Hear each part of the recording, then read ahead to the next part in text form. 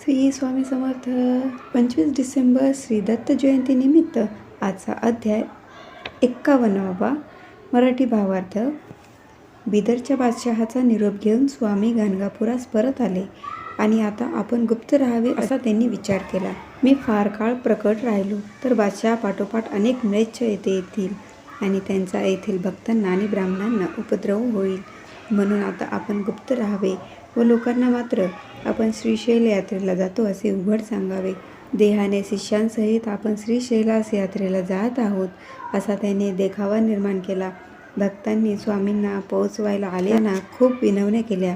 तेव्हा श्रीगुरू त्यांना म्हणाले, आम्ही याच गावात राहू, अमरजा संगमात नित्य स्नान करू, प्रेमाने गुप्तपणे मठातच राहू. तरी तुम्ही चिंता करू नका. त्यांच्या पश्चात मठात नित्यसेवा कशी करावी याचे सर्व भक्तांना सविस्तर सांगितले. भक्तजनांची जी जी इच्छा असेल ती ती प्राप्त होईल असे सांगून स्वामी श्रीपर्वतास जाण्यासाठी निघाले. तेव्हा भक्त लोक विचार करीत करीत मठात परत आले. तो त्यांना स्वतःच्या नजरेवर विश्वासच बसेना, कारण श्रीगुरू मठातच आहेत असे त्यांना दिसते. भक्तांना असा दृष्टांत दाखवून ते दृश्य देहाने श्रीपर्वतावरील यात्रेसाठी गेले व पाताळगंगेच्या तीरावर राहिले. त्यांनी शिष्यांना सांगितले, मला फुलाचे आसन तयार करा, मला पैलतीरास जायचे आहे, आपण मल्लिकार्जुन मंदिरातच भेटा.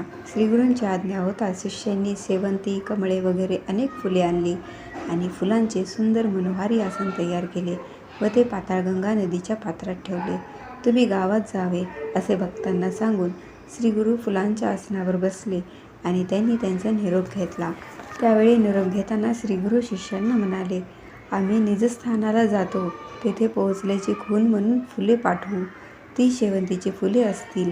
त्याचा स्वीकार तुम्ही भक्तिभावाने प्रसाद म्हणून करावा. निर्गुण पादुकांची अखंड पूजा करावी. तुमच्या घरी लक्ष्मीचा वास असो. आणखी एक खूण सांगतो, गायनात माझे स्मरण करावे. जे असे स्मरण करतील त्यांच्या घरी मी राहील. जे माझे चरित्र ऐकतील किंवा लोकांना वाचून दाखवतील त्यांच्या घरी लक्ष्मी नित्य राहील.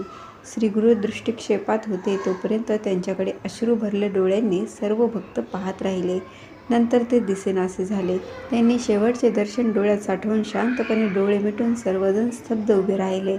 थोड्या वेळाने काही नावाडी त्या दिशेने त्यांना त्यांच्याकडे येताना दिसले. ते जवळ आल्यावर सर्व शिष्यांना म्हणाले, आम्ही श्रीगुरूंना पाहिले. आम्ही पैलतीरावर होतो. तिथे त्या श्रेष्ठ मुनींना पाहिले. त्यांचा वेश संन्यासाचा होता. त्यांच्या हाती दंड होता. त्यांचे नाव नरसिंह सरस्वती आहे. तुम्हाला सांगण्यासाठी म्हणून त्यांनी एक निरोप सांगितला आहे. तुम्ही आपापल्या स्थानास जावे, माझी भक्ती करून सुखाने राहावे. प्रसादाची फुले येतील ती शिष्यांनी प्रवाहातून काढून घ्यावीत असे तुम्हाला सांगितले आहे. असा निरोप देऊन स्वामी पुढे निघून गेले. नावाड्याने सांगितल्याप्रमाणे थोड्याच वेळात प्रसादाची फुले प्रवाहातून वाहत आली. ती मुख्य शिष्यांनी काढून घेतली. नामधारकाने शिष्यांना श्रीगुरूंचे मुख्य शिष्य कोण होते असे विचारले. तेव्हा ते म्हणाले, कृष्ण सरस्वती, बाल सरस्वती, उपेंद्र सरस्वती, माधव सरस्वती यांना श्रीगुरूंनी परत जाण्यास सांगितले. मी मात्र श्रीगुरूंच्या संगतीतच राहिलो. गृहस्थाश्रम धर्म पालन करून अनेक शिष्य आपापल्या घरी राहत होते. श्रीपर्वतावर तिघे आले व मी चौथा होतो. सायनदेव साखरे, 2 श्रेष्ठ कवी, नंदी व नरहरी आणि मी अशा चौघांनी ती पुष्प घेतली. श्रीगुरूंचा महिमा व श्रीगुरुचरित्र म्हणजे जणू कामधेनूच आहे. हे असे गुरुचरित्र जे वाचतील किंवा ऐकतील त्यांना चतुर्विध पुरुषार्थाचा लाभ होईल असा श्रीगुरूंचा आशीर्वाद आहे. या ठिकाणी मराठी भावार्थ समाप्त. श्री स्वामी समर्थ. श्री गुरुचरित्र अध्याय 51वा. श्री गणेशाय नमः. नामधारक विनविसिद्धासी मागे कथा सांगितली आम्हासी. म्लेच्छ राजाने श्रीगुरुसी नेले होते नगरासी. तेथून आले गाणगा भुवना. पुढील कथा निरूपणा. करुणावचन अमृत घना. श्रीगुरुचरित्र अत्यंत सिद्ध म्हणे एकवस्था कथा असे अतिविशेषा. ऐकता जाती सकळ दोषा. चिंतले काम्य पावीचे. राजाची भेटी घेऊन श्रीगुरु आले गाणगा भुवनी. योजना करीती आपुल्या म्हणे गोप्य राहावे म्हणून या. भक्तजन बोलवित चिंता करिता ती बहुत. श्रीगुरी त्यांची संबोधित राहावीती अति प्रीती. दुःख करीती सकळ जन लागता ते श्रीगुरु चरण. स्वामी आमुते सोडून केली जाता यती राया. ऐसे नाना परी विनविती. हासते झाले श्रीगुरु मूर्ती. संबोधिती अति प्रीती न करावी चिंता म्हणून. आम्ही असतो याची ग्रामी. नित्य स्नान अमरता संगमी. बसोमठी सदा प्रेमी गुप्य रूपे अवधारा. जे भक्त असती माझ्या प्रेमी त्यांसी प्रत्यक्ष दिसो आम्ही. लौकिक मते अविद्या जातो श्रीशैल यात्रेसी. प्रातः स्नान कृष्णातीरी पंचनदी संगम औदुंबरी. अनुष्ठाना बिंदू क्षेत्री माध्यानी येतो भीमातटी. संगमी स्नान करुणी पूजा घेऊ मठे निर्गुण. चिंता न करा अंतकरणी म्हणून सांगती प्रीती करे. जे जन भक्ती करीती त्यावरी आमुची अतिप्रीती. मनकामना पावे त्वरिती ध्रुव वाक्य असे आमुचे. कल्पवृक्षाते पूजून यावे आमुचे जेथ स्थान. पादुका ठेवीती निर्गुण पूजा करावी मनोभावी. संतोषी आम्हा प्रती त्रिकाळ करावी आरती. भक्तजन जे इच्छिती त्वरित पावे परियेसी. ऐसे सांगून तयसी निघाले स्वामी श्री पर्वतासी. भक्त परतोनी मठासी आले चिंतित मनात. चिंतित निगती मठात तेथे दिसते श्री गुरुनाथ. लोक झाले विस्मित मनती वस्तू त्रिमूर्ती. दृष्टांत दाखवून भक्तांसी पातले आपण श्री पर्वतासी. पाताळ गंगा तीरासी राहिले स्वामी परियेसा. शिष्यांते निरूपिती अवधारा. पुष्पांचे आसन त्वरित करा जाणे असे पैलती. ऐक्य व्हावे मल्लिकार्जुनी. आसन केले अतिविचित्र घातले गंगेमध्ये पवित्र. श्री गुरु शिष्यांती सांगत जावे तुम्ही ग्रामासी. लौकिक मते आम्ही जातो ऐसे दृष्टांती दिसतो. भक्तजना घरी बसतो निर्धार धरा मानसी. ऐसे भक्ता संबोखोनी उठले श्री गुरु तेथोनी. पुष्पासनी बैसोनी निरूप देती भक्तांसी. कन्यागती बृहस्पतीसी बहुधान्य नाम संवत्सरेसी. सूर्य चाले उत्तर दिंगतेसी. संक्रांती कुंभ परियेसा. शिशिर ऋतू माघ मासी. असित पक्ष प्रतिपदेसी. शुक्रवारी पुण्य दिवशी श्री गुरु बैसले निजानदी. श्री गुरुमंती शिष्यांशी जातो आम्ही निजमठासी. पावता खून तुम्हासी प्रसाद पुष्पे पाठवू. येथील पुष्पे सेवंती घ्यावा प्रसाद तुम्ही भक्ती. पूजा करावी अखंडिती लक्ष्मी वसू तुमच्या घरी. अनेक सांगेन एक खून गायनी करावे माझे स्मरण. त्यांचे घरी मी असे जाण गायनी प्रीती बहु मज. नित्य जे गायन करीती त्यावरी माझी अति प्रीती. त्यांच्या करी अखंडिती आपण असे अवधारा. व्याधी नसती त्यांच्या घरी दरिद्र जाय त्वरित दुरी. पुत्र पौत्र श्रिया करी शतायुषी अवधारा.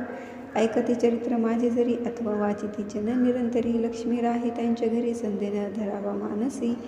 ऐसे सांगून शिष्यांशी श्री गुरु झाले अदृश्यसी. चिंता करीती बहुवसी अवलोकिता ती गंगेत. ऐशी चिंता करिता थोर तटाकी आले नावे कर. तेही सांगते विचार श्री गुरु आम्ही देखिले म्हणून. शिष्यवर्गाचे मनोहर व्यवस्था सांगते नावे कर. होतो आम्ही पैलतीर तेथे देखिले मुनीश्वरा. संन्यासी वेस दंड हाती नाम नरसिंह सरस्वती. निरोप दिला आम्हा प्रती तुम्हा सांगीचे म्हणून. भ्रांतपणे दुःख करिता आम्ही देखिले दृष्टांता. जात होते श्री गुरुनाथ सुवर्ण पादुका त्यांचे चरणी. निरोप सांगितला तुम्हासी जावे आपुले स्थानासी. सुखी असावे वंशोवंशी माझी भक्ती करोनी. प्रसाद पुष्पे आलिया शिष्य घ्यावे काढोनिया. ऐसे आम्हा सांगोनिया श्री गुरु गेले अवधारा. इतुकिया अवसरी प्रसाद पुष्पे आली चारी. मुख्य शिष्य प्रीती करी काढोनी घेती अवधारी. सिद्ध म्हणे नामधारका शिष्य भूत गुरुनायका. गाणगापुरी असती एका शिष्य गेले आश्रमासी. कृष्ण बाळ सरस्वती उपेंद्र माधव सरस्वती. पाठविते झाले अतिप्रीती आपण राहिलो समागमे. ग्रहस्थ धर्मे शिष्यभूत समस्त आपुले घरी नांदत. त्रिविर्ग आले श्री पर्वता आपण होतो चौथा. साखरे नामा सायनदेव कवीश्वर युग्म पूर्व. नंदी नामा नरहरिदेव पुष्प घेतली चतुर्वर्गी. श्री गुरुप्रसाद घेऊन आले शिष्य चौघे जण. तेची पुष्प माझे पूजनी म्हणून पुष्प दाखविले. धर्म अर्थ काम मोक्ष त्यासी साध्य होती प्रत्यक्ष. महानंद उभय पक्ष पुत्र पौत्री नांदती. ऐसे सिद्धे सांगितले नामधारक संतोषले. सकळाभिष्ट लादले तात्कालिक अवधारा. श्री गुरुचरित्र एकता लादली सकळाभिष्टता. या कारणे एका समस्त श्री गुरुचरित्र कामधेनु. पुत्र पौत्री ज्यासी चाड त्यासी हे कथा असे गोड. लक्ष्मी राहे अखंड श्रवण करी त्या घरी. चतुर्विध पुरुषार्थ लादती श्रवणे परमार्थ. श्री नरसिंह सरस्वती गुरुनाथ रक्षी त्यांचे वंशोवंशी. म्हणून सरस्वती गंगाधर श्रोते करी नमस्कार. कथा एका मनोहर सकळाभीष्ट लाधे तुम्हा. इति श्री गुरुचरित्रामृते परमकथा कल्पतरो. श्री नरसिंह सरस्वती उपाख्याने सिद्धनामधारक संवादे. श्री गुरु निजानंदगमन नाम 155 अध्याय. श्री गुरु दत्तात्रेय अर्पणमस्तु. श्री गुरुदेव दत्त. श्री स्वामी समर्थ.